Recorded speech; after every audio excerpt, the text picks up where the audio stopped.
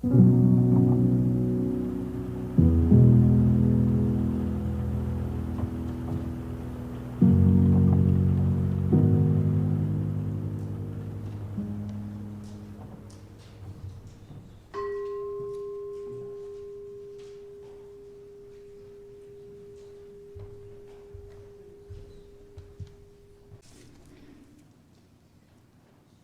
morning. I'm Linda Kinney, today's worship associate, and it's my pleasure to welcome you to the Unitarian Universalist Church of Lancaster on this weekend following Thanksgiving and the Indigenous Day of Mourning. We are in the midst of Native American Heritage Month. Next Sunday, Advent begins for Christians around the world. Here at UUCL, we come together to nourish the spirit, connect in love, and act for justice. We welcome you this morning just as you are, whatever your heritage, whatever your faith, whomever you love, however you identify. Today, you are a part of the spiritual community. And if this is your first time here, may you soon discover this is also your spiritual community. As has become our custom, let us give a special welcome to all those joining the service this morning on Zoom. I invite those on Zoom to turn on your camera and wave together, and then everyone in the sanctuary, let's wave at the camera, the back of the sanctuary, to send our greetings. We welcome you to move and be you. As part of this welcome, we have what we call spirit play materials outside the sanctuary, in the Women's Memorial Room in the back, and at the end of the pews. Spirit play is meant to engage your heart, soul, and mind during the service, if you would like. In the Women's Memorial Room, there's a table of activities for all ages. At this time, I invite Darcy Pollock, a member of our board, to come forward. I would also like to welcome you this morning and invite everyone to take a moment and consider this sacred space and acknowledge the truth of the land beneath and around us. We are gathered on land once inhabited by people known as the Susquehannock and Conestoga. We acknowledge the violent legacies of genocide, displacement, and settlement that led us to being here today, and remind ourselves to live humbly in relation with this land and with all the indigenous peoples still living and loving on this continent. May we also acknowledge that the wealth and foundation of the United States was built upon the labor and toil of enslaved people. Many indigenous people will say all are relatives. May we live into this truth and aspiration together. And now please welcome our minister, Reverend Patricia Guthmann Haresch. Good morning, everybody. It's so wonderful to see you here, even after this long Thanksgiving weekend, right? Or maybe that's why you're here. But we made it. We made it through the weekend, yes. And I just came right in off of driving my son to Haverford. So it was a little close, but it's good to be with you now. I'm going to read some words for our chalice lighting that comes from a friend and colleague, Lara Cowton. Lara just served in Canada and is now serving at my parents' church as an associate minister. I know Lara. And here's words. We gather after another Thanksgiving, a holiday which I hope was a joy for you, but perhaps it was a complex truth. I hope it was a time of respite from the daily news of violence and tension in the world. We hold in our embrace all those seeking food and shelter in our own cities as well as overseas. Those living in fear, and those mourning the deaths of loved ones. Those trying to mend the tattered fabric of their lives. We pray for those with power to create peace, that they may recognize the fragile and valuable humanity of those across from them and very nearby to them, and see how we all are one. We celebrate hostages and prisoners released and reuniting with their families and their communities. As we seek to build the beloved community, may we ever be guided by our faith in the ability of love to conquer injustice and our ability to love and be loved beyond belief. May it be so. And we're going to sing for our first hymn, I've Got Peace Like a River, number 100. We're going to sing 3 verses. And I think as Unitarian Universalists, it's an African American spiritual. And as Unitarian Universalists, we're very proud of our work toward racial justice and healing. This has been true for a few hundred years. But we also have sometimes missed the mark, and that's going to be what I'm going to be talking about a little bit later. So I thought a song about peace, an African American spiritual, might be good for us this morning. Also, I always, when it's an African American spiritual, I'm curious about its history, because as we know, so many of them were coded in their message, and they would be clothed in a biblical message, but underneath it was a clue. And when you sang a particular verse, you might be saying, go to the water, or go to the mountain, or go over here if you want freedom. They were coded messages. I didn't find that in my Googling about I've got peace like a river, but I'm a little curious when there's a line that says I got peace like a river, and I got peace like a mountain. And I wonder if this might have been one song within that tradition, created as people were toiling as enslaved laborers. But Alan's going to play a little intro. You may rise as you are able, and we'll sing 100 in your great hymnal.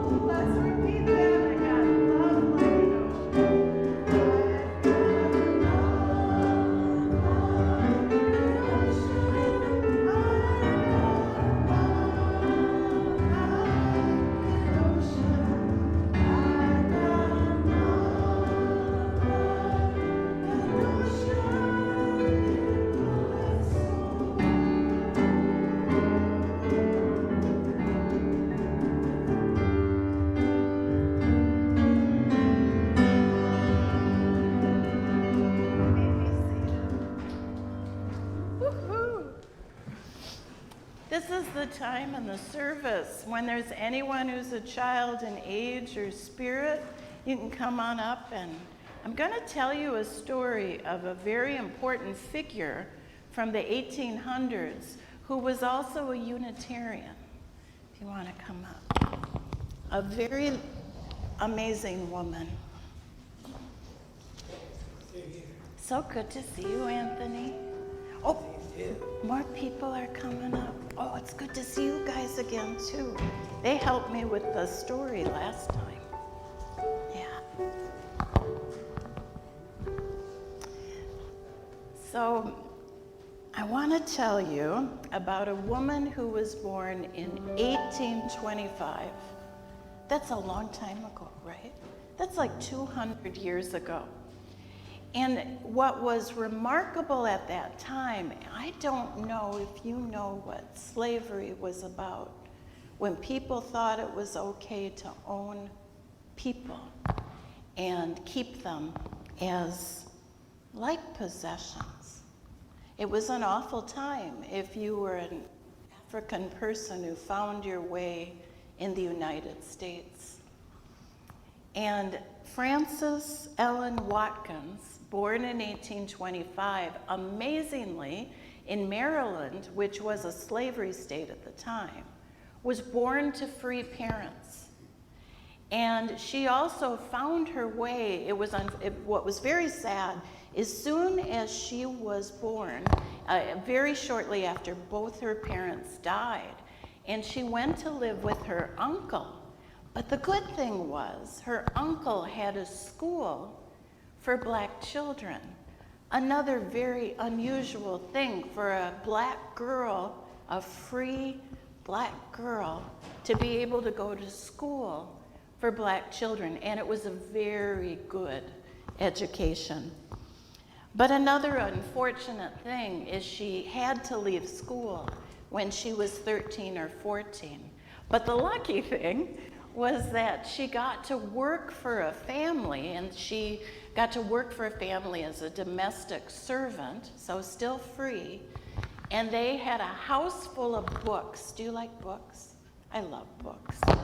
And books tell you a lot about life, don't they? Well, the house was full of books because they sold books in a bookshop.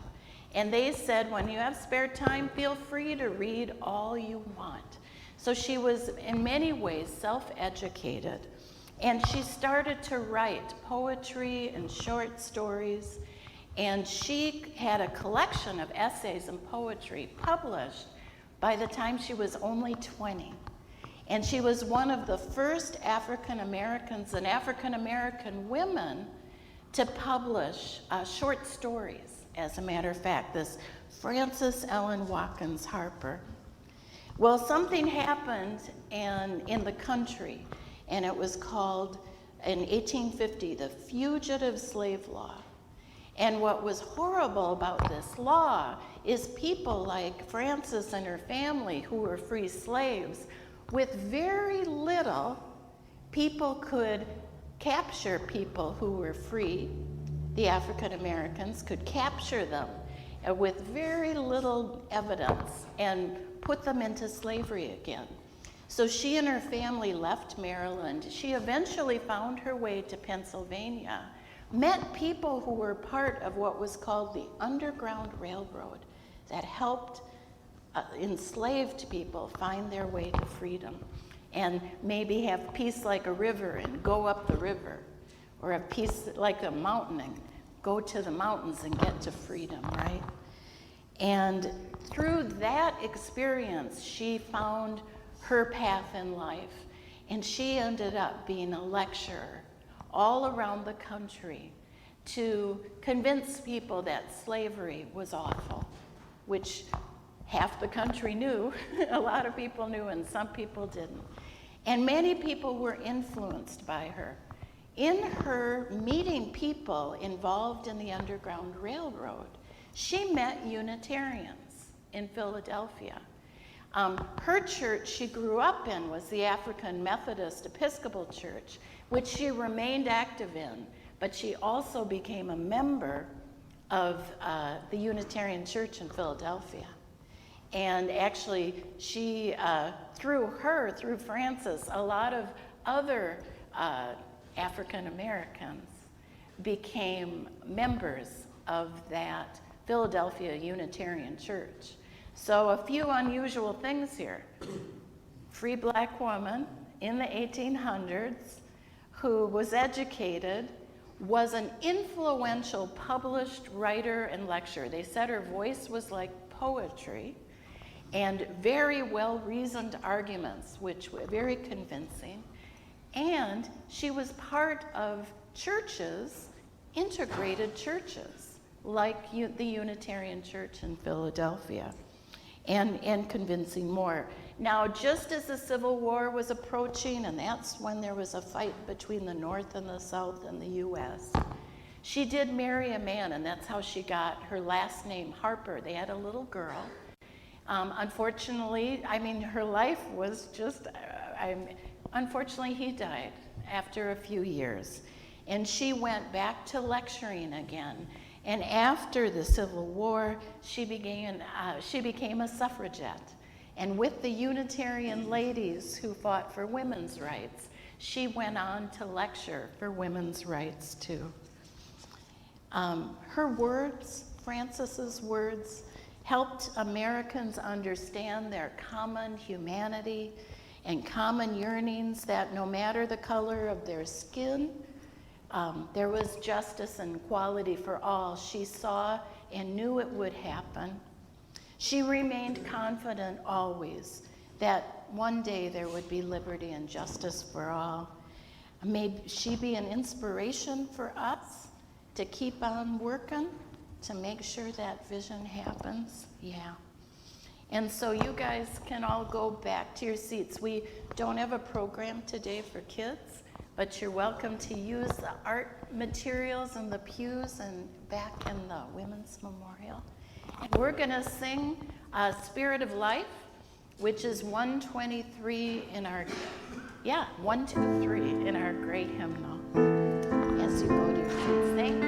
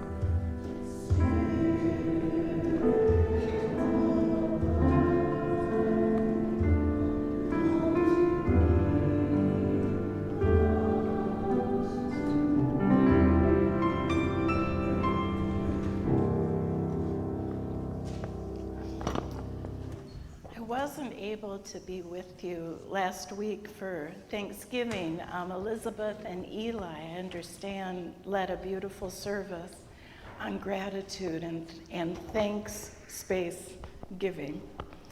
And because of that, I didn't get to do one of my favorite Thanksgiving readings from the late Reverend Max Kutz, a wonderful Unitarian minister and writer.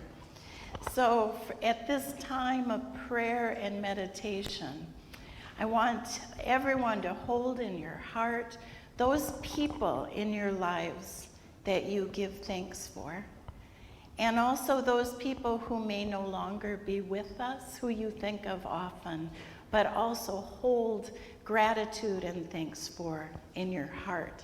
And this was Max's tribute to those beautiful people in our lives. And if you want to laugh during this time, it's okay. I don't know if you've ever heard of laughing meditation. It's okay. It's a spiritual practice. And Max says, let us give thanks for a bounty of people, for generous friends with smiles as bright as their blossoms, for feisty friends as tart as apples, for continuous friends who, like scallions and cucumbers, keep reminding us that we've had them, for crotchety friends as sour as rhubarb and as indestructible, for handsome friends who are as gorgeous as eggplants and as elegant as a row of corn, and the others as plain as potatoes and as good for you, for friends as unpretentious as cabbages, as subtle as summer squash, as persistent as parsley, as endless as zucchini, if you've ever grown zucchini, and who, like parsnips, can be counted on to see you through the winter. For old friends nodding like sunflowers in the evening time, for young friends who wind around like tendrils and hold us.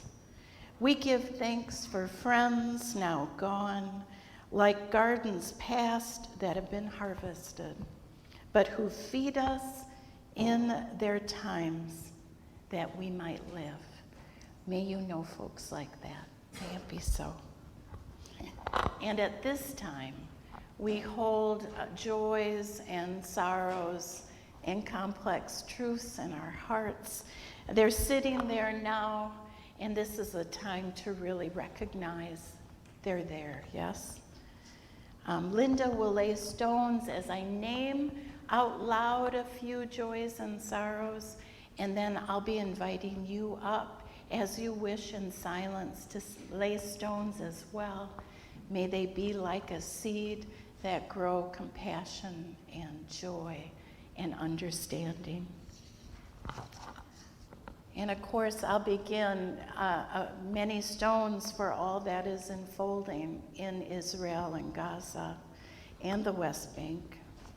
The relief of a pause in fighting for that, some joy, release of hostages, the letting go of letting in of humanitarian aid, the heaviness of uncertainty about the region at this time. May the violence end soon, and may there be peace and some understanding to come. May this time be the time it works out. Let us hold hope for that. Many stones for John Snyder and his family and friends as they celebrate the life of Barb Snyder this weekend. Stones for all who were missing loved ones over the holidays. But also stones of joy for Thanksgiving leftovers. May you have some, enough turkey for sandwiches. That's the best part, isn't it? After all is done. But this is the time that I invite you now for anything, if you'd like to come and lay a stone, anything laying heavy on your hearts or a stone of celebration, so that that can just burst out too. So you may come forward if you wish.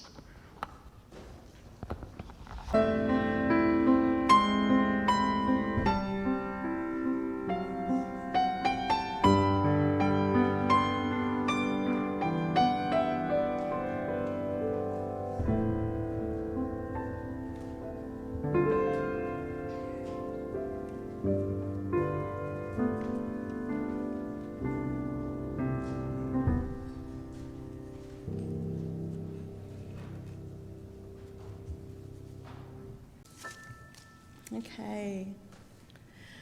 A reading from a sermon by Elhanan Winchester, which was preached in 1774, one of the earliest Universalist preachers in the colonies. There is one abomination that prevails in this country, that calls aloud not only for sighing and crying, but for a speedy reformation and turning therefrom. If we desire to prevent destruction from coming upon us, I mean the slave trade.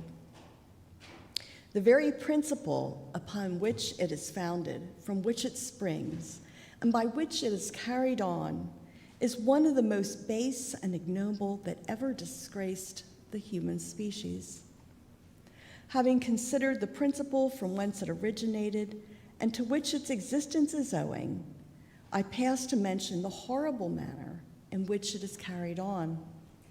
And here almost every vice that blackens and degrades human nature is employed, such as deceiving, perfidy, decoying, stealing, lying, fomenting feuds and discords among the nations of Africa, robbery, plunder, burning, murder, cruelty of all kinds, and the most savage and unexplained barbarism. Blush to think that ye are the supporters of a commerce that employs these and many other vices to carry it on. Could you but think seriously of the disgraceful and cruel manner in which slaves are obtained, methinks you could not attempt to justify the horrid practice.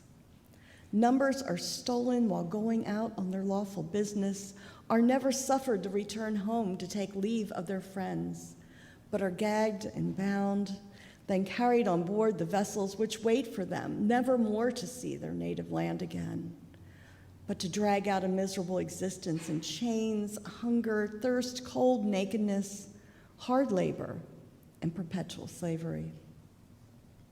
Think, O ye tender mothers, how you would feel if, when ye send your little boys or girls to fetch a pitcher or calabash of water from the spring, you should never see them return again. If some barbarous kidnapper should watch the opportunity and seize upon your darlings as the eagle upon its prey, should gag your sweet prattling babes and force them away, how would your souls refuse to be comforted?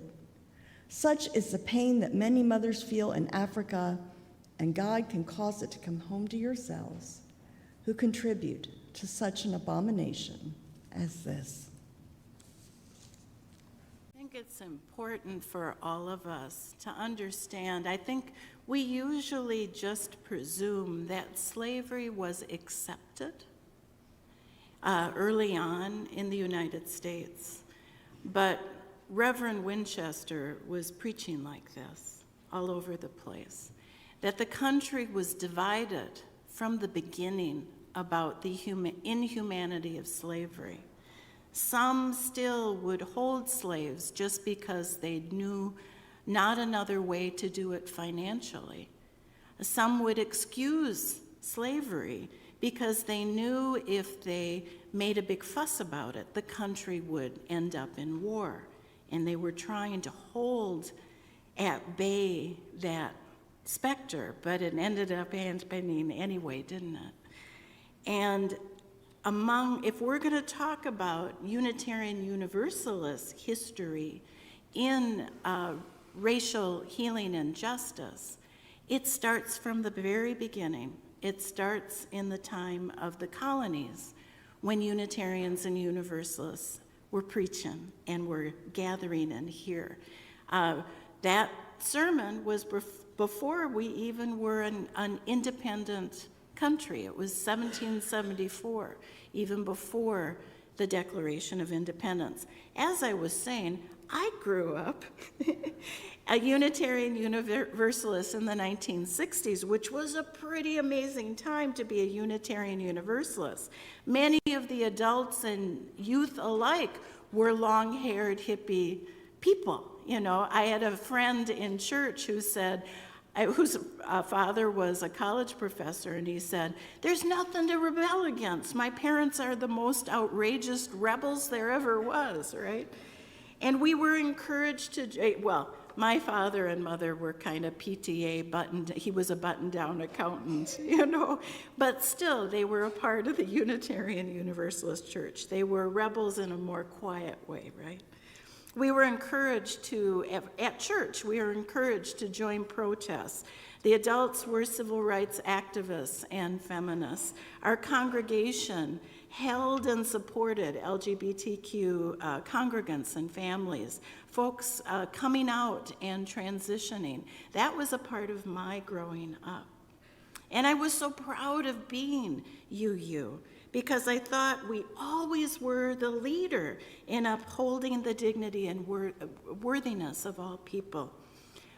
But as I grew older and learned more, I learned a more nuanced history, a more complicated history, that sometimes UUs even messed up. You know, this anti-racist stuff can be tricky and complicated. And we haven't always been on the right side of history. And if we pretend that we've always done things perfectly, we don't examine our past behavior, things can come around again, can't they? If we don't learn from our mistakes. And if we rest on our laurels, we might think our work is done, or it's someone else's job to take up the mantle. And I think there's signs all around us. There's more work to be done. As I mentioned in my first eighth principle sermon, these are all called eighth principle sermons, as that principle is about dismantling systemic racism. We have come to learn that anti-Semitism has been with us for thousands of years, that a sense of Christian entitlement, privilege, and superiority has been around for hundreds of years, impacting those labeled infidels. But that racism, as we know it today, really started at the time of colonization, when folks from Europe were taking over lands of others. It became an excuse and a justification by American explorers, settlers, traders, colonists, lawmakers, looking for justification to support the inhumane slave trade. From the beginning, colonists and then U.S. citizens did not universally support enslavement of mainly what became the Africans, as I mentioned, nor the inhumane treatment of slaves. And from the beginning of colonial times, some of the country's leading abolitionists were women and men who identified as Unitarian and Universalists. A good example being Reverend Winchester, very influential in his day. And there were tensions between the northern Unitarian and Universalist churches and the southern Unitarian and Universalist churches, as these early denominations were trying to get some unified ground and making public statements. It was dividing some among the North and the South. And the southern Unitarian and Universalist churches were in a difficult position because most of their ministers were trained in New England, were trained in the free North.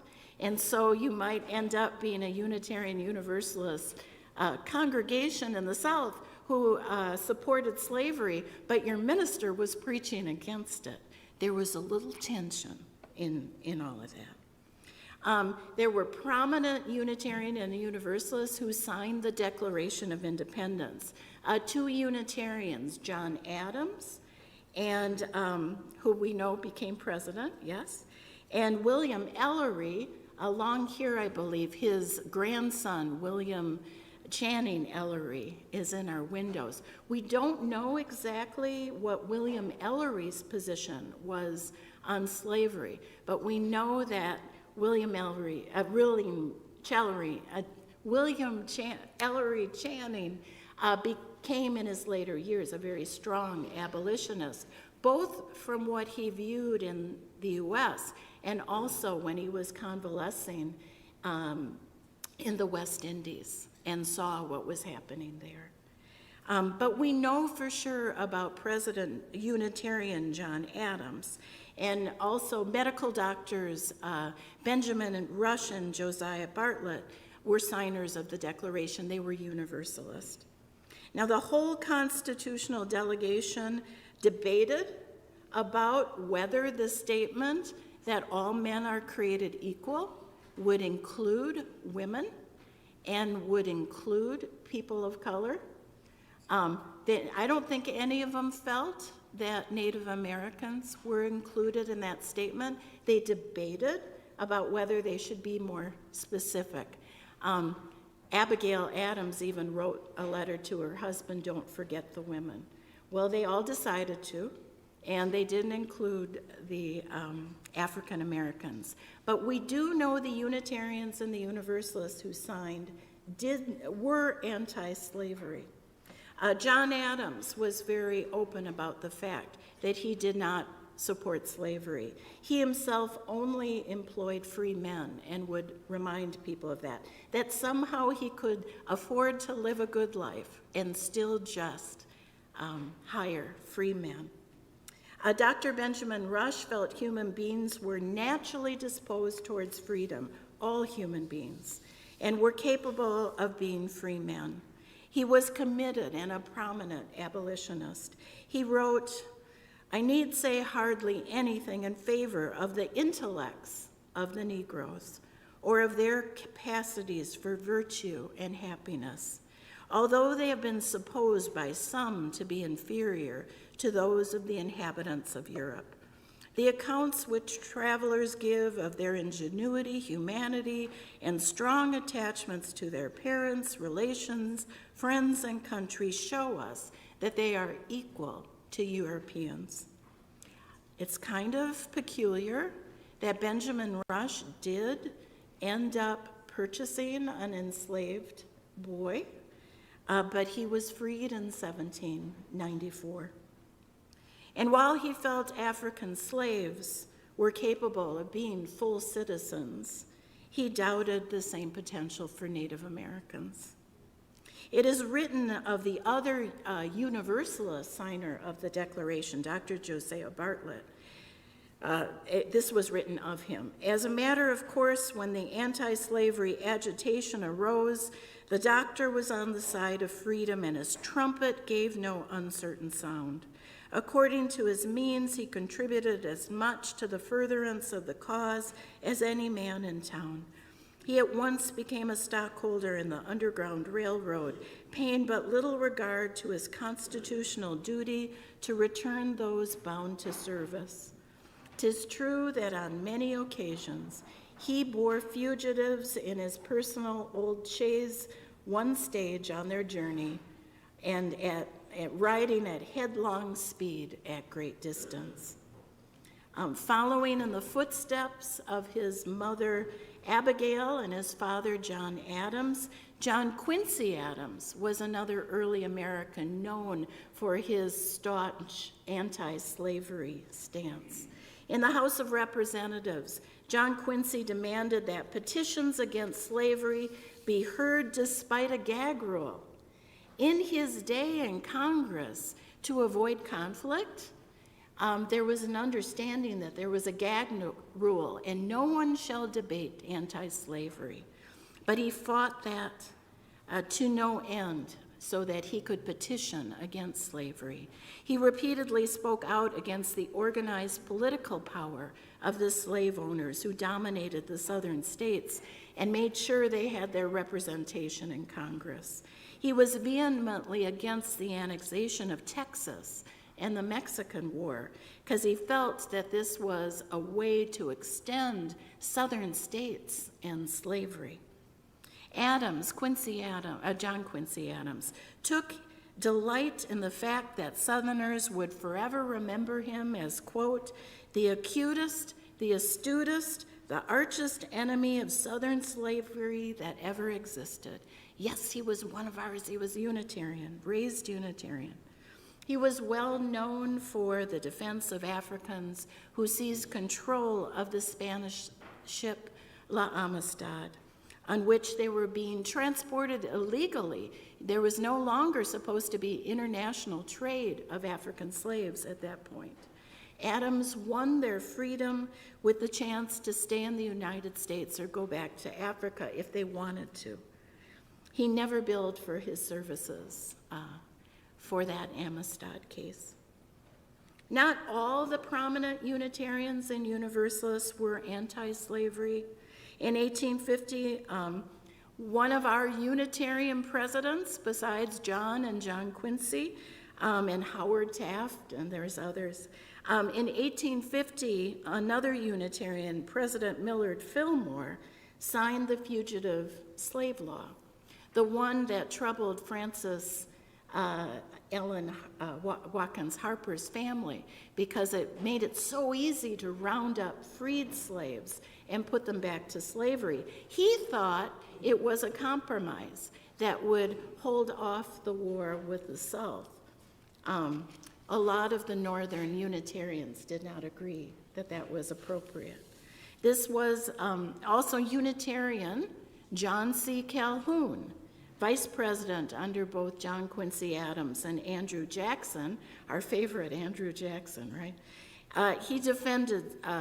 Calhoun defended slavery, predicting chaos and hardship for both blacks and white people in the South were slavery to end. So some moderate folks felt that it would preserve peace if they supported slavery, or felt obligated to follow laws that supported slavery, while folks like Dr. Josiah Bartlett felt it was okay to bend the law to help people be free.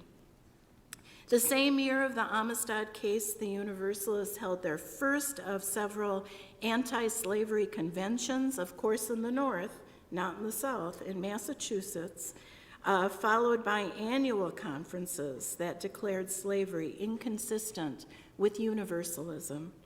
In 1845, 173 Unitarian ministers signed a protest against American slavery, and they mentioned the foundational documents of the country, saying, quote, "To constantly profess the one thing, all are created equal, and constantly practice another must destroy the sinews of national virtue." The transcendental movement in the mid to late 1800s, that included many prominent Unitarians, with folks like, who wrote Little Women?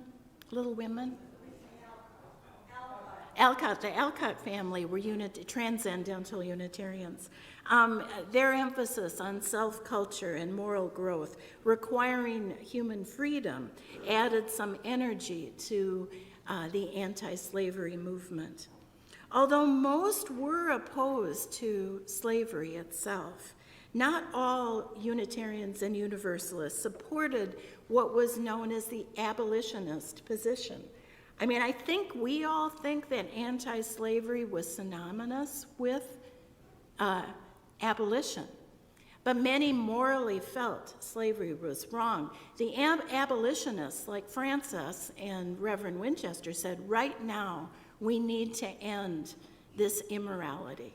But others, as I said, felt the moderate view was better, so that we could incrementally make people free and not do it all at once. They thought it would just be chaos and war. Well, war happened anyway, as I said. Also, we've discovered some of our Unitarians had financial issues and were all tied up and dependent on the slave trade, even though they were in the North. They had mills, they had cotton factories and other things. So they felt some unease about what would happen if all of a sudden all these folks were set free. Even folks in churches, even folks in moral organizations.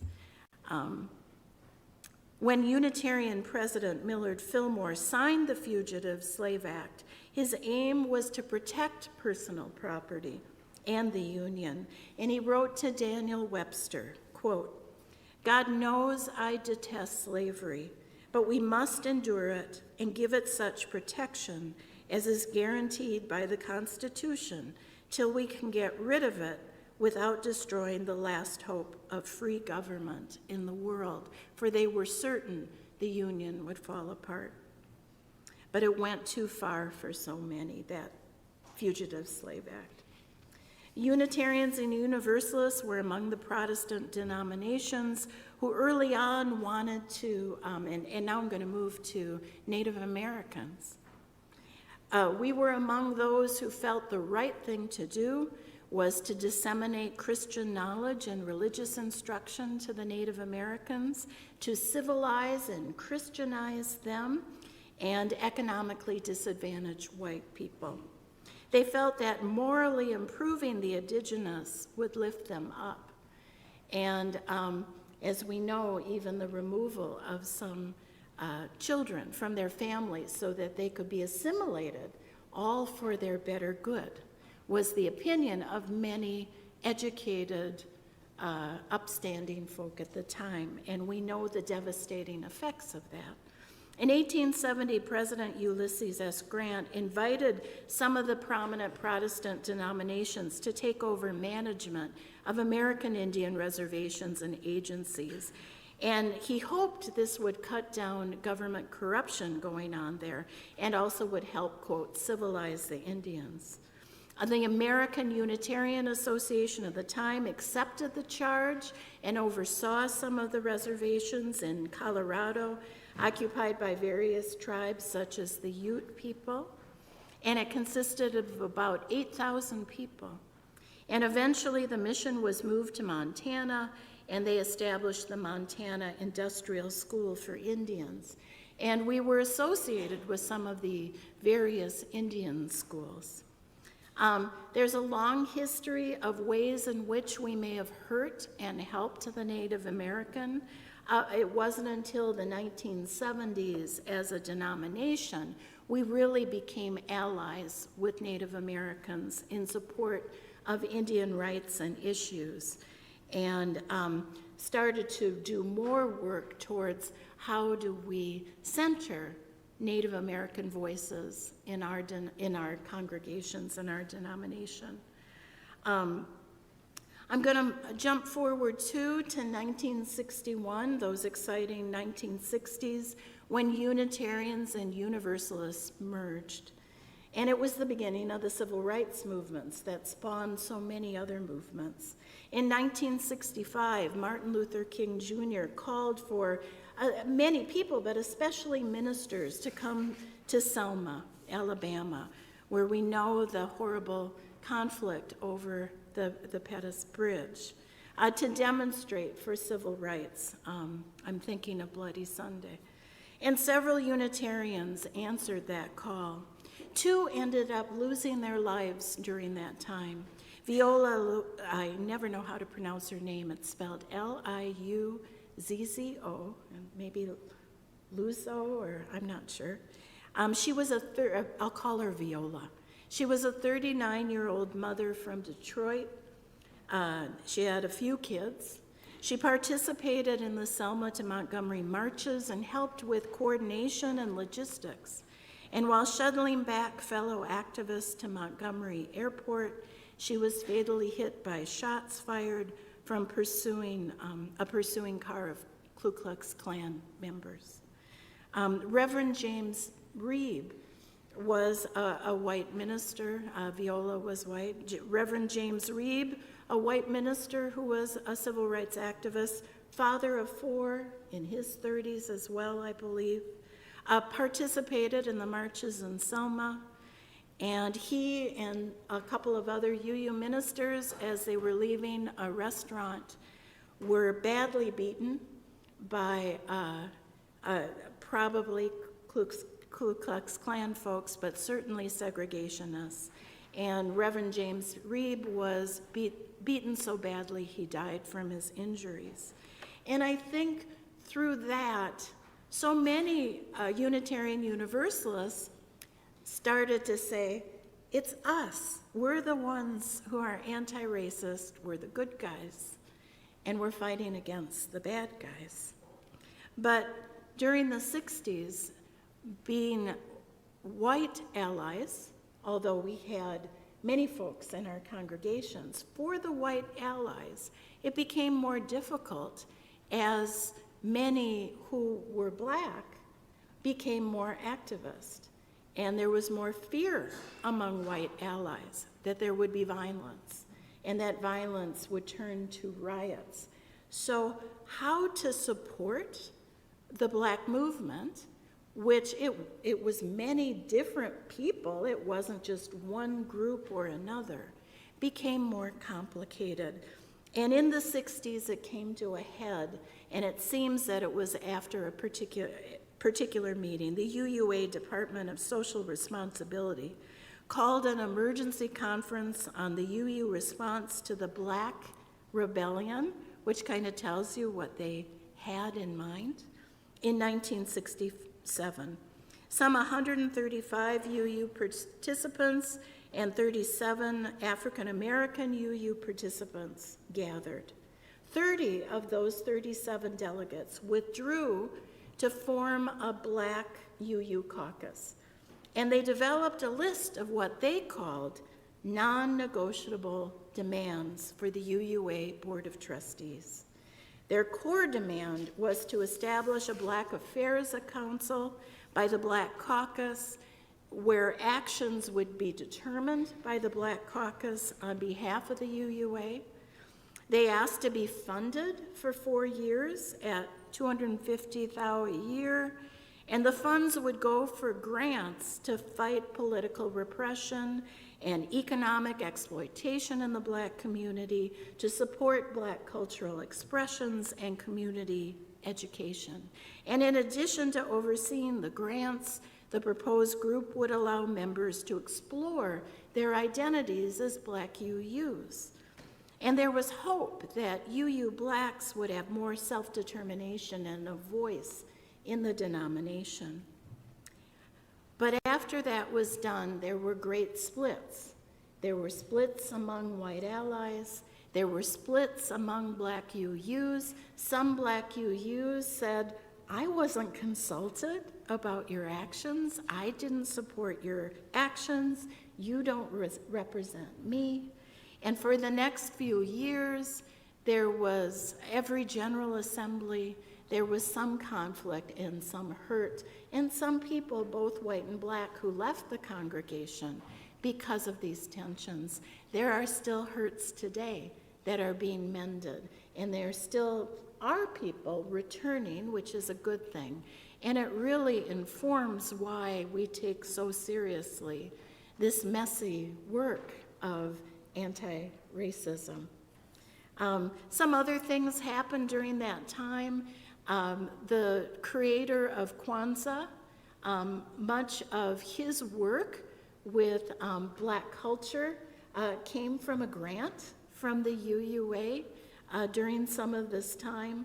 And during that time, so many other groups, so many other marginalized groups were speaking for self-determination and their voice, whether LGBTQ plus rights, whether women's rights, and whether a lot of our congregations were sanctuary congregations for folks coming from South America, Central America, Mexico.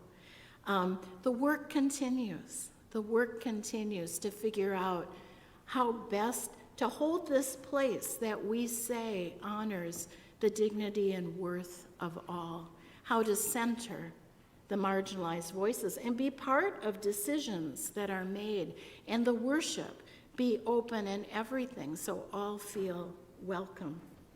I realized when I was getting to the end of this sermon, there were so many other stories I wanted to share with you, both our successes and when we've faltered. But I'm going to close these words from a friend and colleague, our former UUA president, the first female president of the UUA, the Reverend Susan Frederick Gray.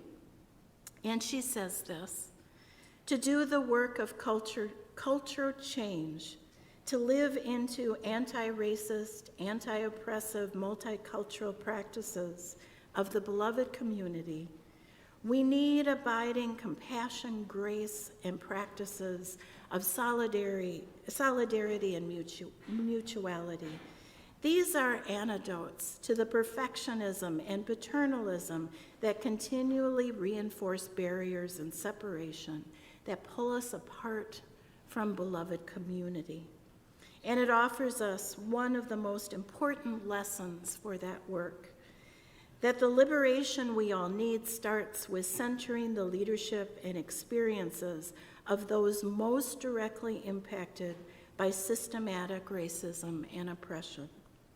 In these times, it is more important than ever to realize that we belong to each other. Were you listening on the radio this morning that talked about the theory that all life on earth came from a single cell? So we are part of plants and trees and each other. Our chromosomes are not that much different, even though ancestry can tell us a little bit apart, yes? That the liberation we all need starts with, or in these times, it's more important than ever to realize that we belong to each other.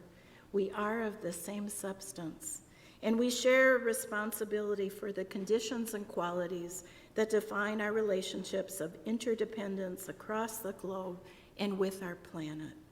May we continue to turn away from paternalism and toward the practices of humility, solidarity, compassion, and equity in fostering the beloved community in our culture, our tradition, and in our communities and in our world. May we listen. May we be humble. May we love. May it be so. And let us sing. I think it feels right. Building a New Way. It's number 17 in the Teal hymnal, Verse 2 and verse 4.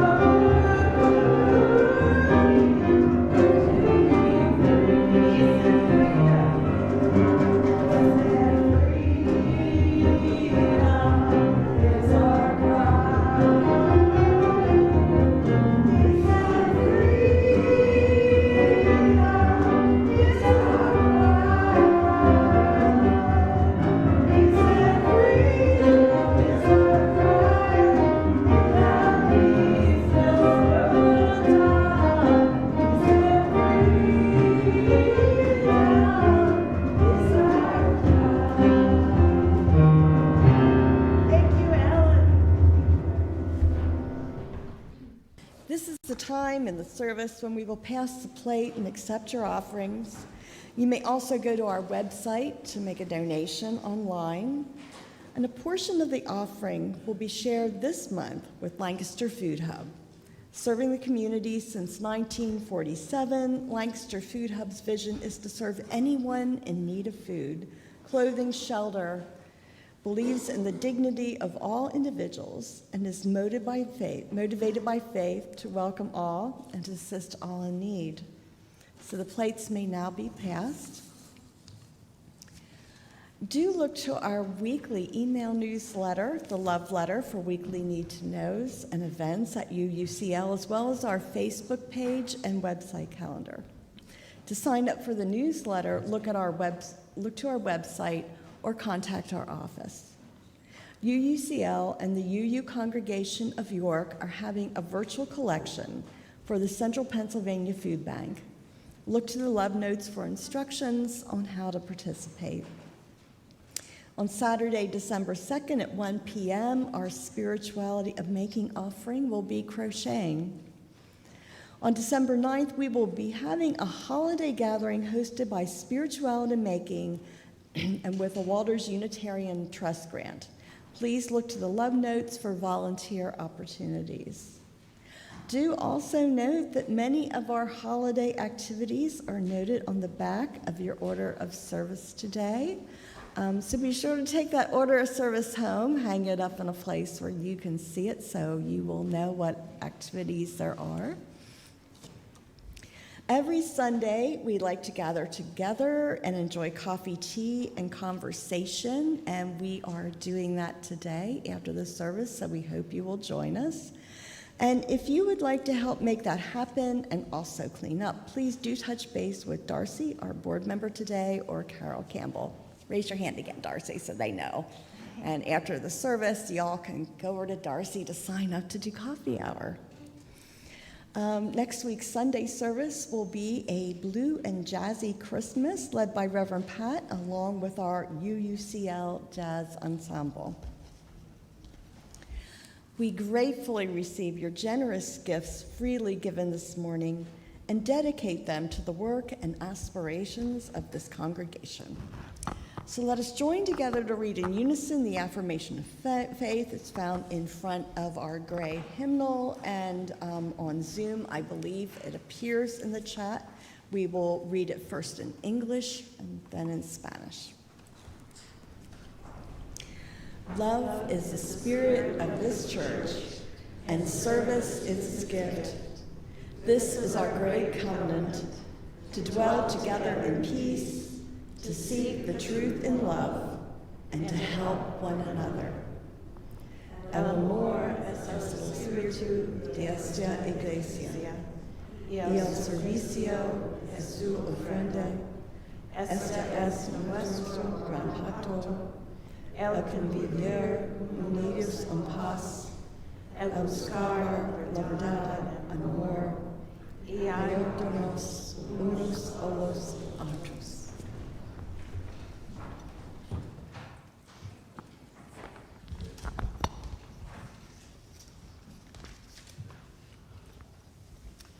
Let us close as we began, first with extinguishing the chalice and then with music. I read words from the Reverend Mark Morrison Reed. May we dedicate ourselves to the proposition that beneath all of our diversity and behind all of our differences, there is a unity which makes us one and binds us forever together, in spite of time and death and the space between the stars. As we leave today, may we carry with us that sense of unity through the week and until we meet again. So may you go in joy, go in peace, go in love. Join for coffee and fellowship downstairs if you will.